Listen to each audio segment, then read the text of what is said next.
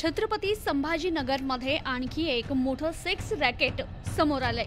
शहराच्या सुंदरवाडी भागातील हॉटेल गॅलेक्सीवर छापा टाकत ग्रामीण पोलिसांनी 5 तरुणींची सुटका केली आहे। गेल्या काही महिन्यांपासून येथे हा गोरखधंदा सुरू होता। हॉटेल मालक संदीप खाजेकर, सिद्धनाथ मॅनेजर भावेश जाधव आणि वेटर जब्बार निजाम शेख यांना या प्रकरणी पोलिसांनी अटक केली आहे। पोलीस अधीक्षक मनोज कलवानिया यांना काही दिवसांपूर्वी हॉटेल गॅलेक्सी मधील देहविक्रीबद्दल गुप्त माहिती मिळाली। त्यांनी पोलीस उपअधीक्षक पूजा नागरे, सहाय्यक पोलीस निरीक्षक आरती जाधव यांना कारवाईच्या सूचना दिल्या।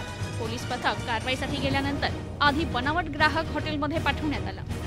तो हॉटेल मालक संदीप खाजेकरला भेटला।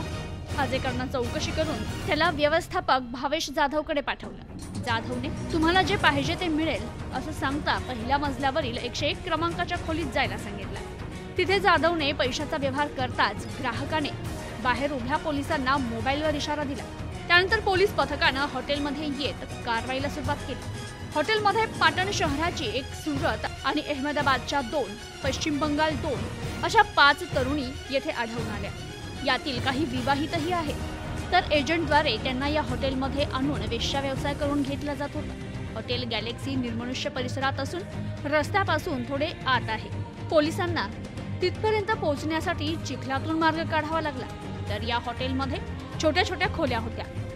शहरातील सेक्स रॅकेट एजंटासोबत हॉटेल मालकाचे लागेबंदे होते। त्यांच्या मार्फत ग्राहक या ठिकाणी येऊन रासलीला मनवत होते।